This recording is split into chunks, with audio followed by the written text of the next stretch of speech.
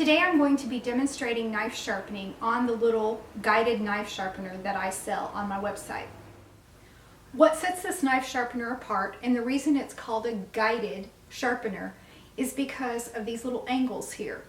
This is a 20-degree angle right here, and as you sharpen the knife, it guides you into the sharpener at the correct angle.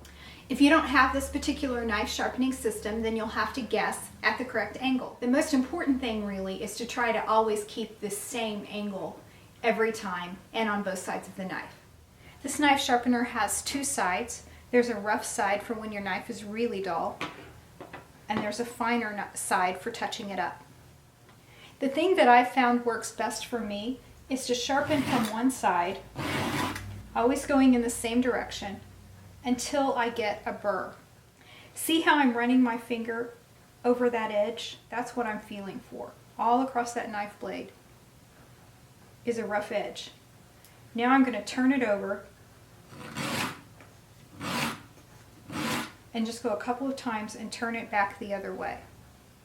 I always had the impression that I should do the same amount on either side all the time, but that doesn't work best for me. What I do is I go from one direction until I get that rough edge. Then I turn it over and just do a couple of swipes until I faintly can feel it on the other side. Now I'm ready to do the same thing on the finer side. See, this is the 20-degree angle, and it's guiding me in to the stone so that I have the correct angle for sharpening.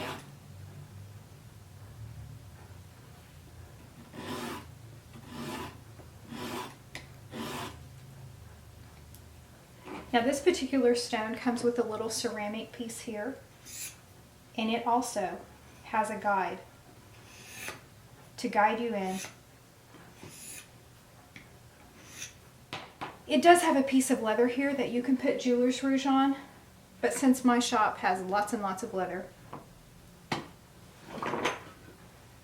then I prefer a real strop.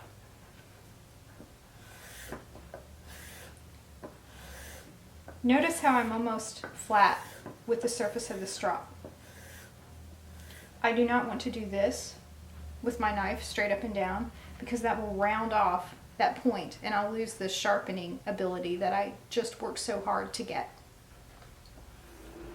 I prefer pull skiving, so I'm going to put the camera on the other side so that I can show you what you can do with a sharp knife.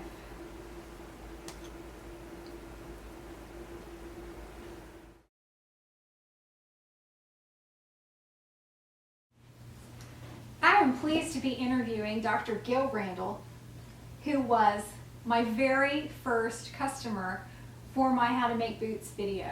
And this is the pair of boots that he built from my video, the first pair of boots that he's ever built. So tell me a little about that experience. Well, it was, I felt like that the video was very, very clear, very easy to follow the instructions. There's always places where you have a question. How do I do this? Because you know you really have no experience with it. So boot making is pretty complex, isn't it? Yes, it is. And there was times where I was ready to give up. You know, it's like this isn't working, especially when I was skiving the vamp, and it got some wrinkles in it, and it didn't skive properly. Right. And it was like, oh no, I messed it up. Well, I didn't have another piece of leather to cut a new one, or I would have. And so I had to keep on going.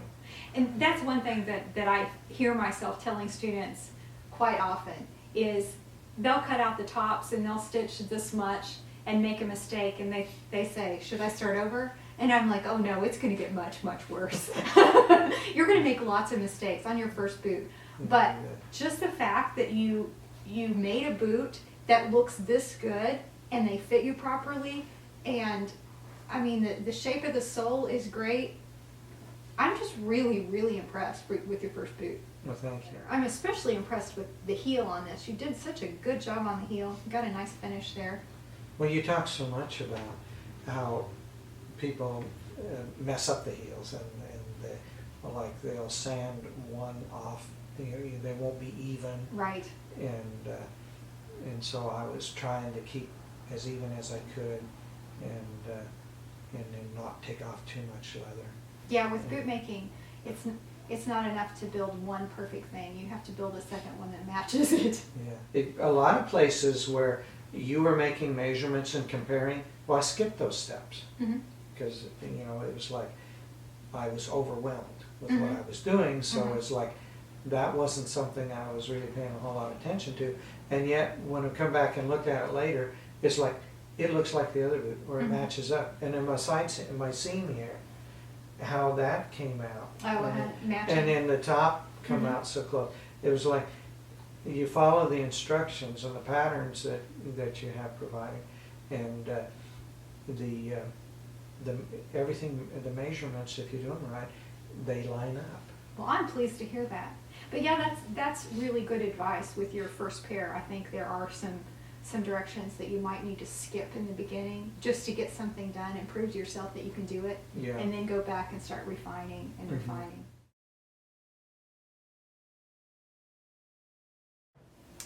All right, folks.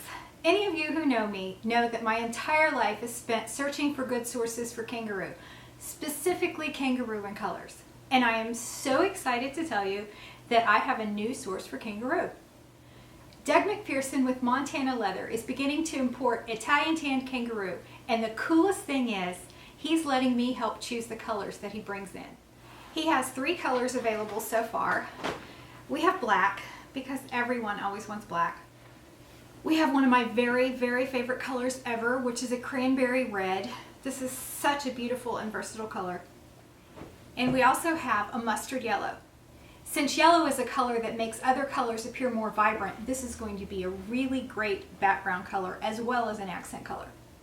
Kangaroo leather is great for skiving. If you're doing any sort of projects that require a lot of skiving, then you want to be using Kangaroo leather. If you're not a very good skiver and you want to learn how to skive well, then you need to be practicing on Kangaroo leather. Sometimes I hear people object, well, I can't afford Kangaroo, it's too expensive. Here's the thing, if you're buying leather at your local hobby store to practice skiving on, chances are it's either too thick, too stretchy, because it's garment leather, or both. Often it's not tanned properly either, and so what happens is, as you're trying to skive, the leather is stretching out, it's dulling your knife at the first pass, or it's so thick that you can never get a nice smooth look to your project. What happens is you end up giving up or telling yourself you're a bad skiver and you'll never be any better, and really the problem is not you, it's not your knife sharpening skills, it's your leather. You need to be buying good leather so that you can learn to skive properly, and there is no better leather for creating intricate inlay and overlay projects than Kangaroo.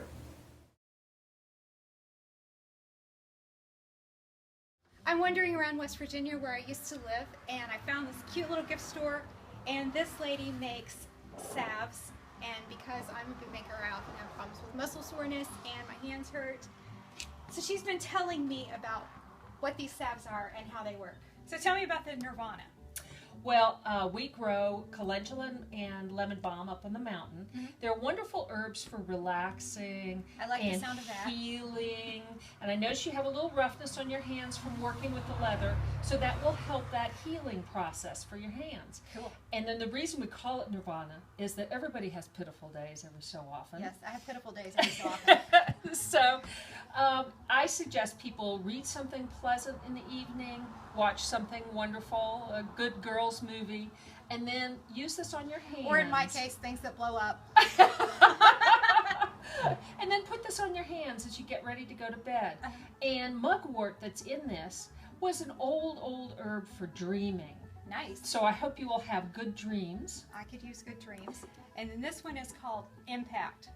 Well, my husband hasn't met a piece of farm equipment that he won't run over his foot with. So.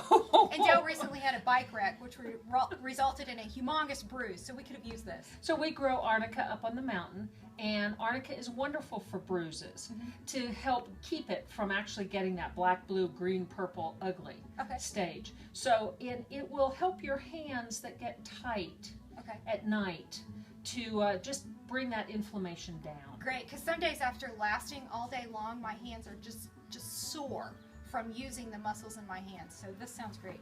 Well, I'll be delighted to hear from you and see Can't wait how to it try worked it. for you. Thanks.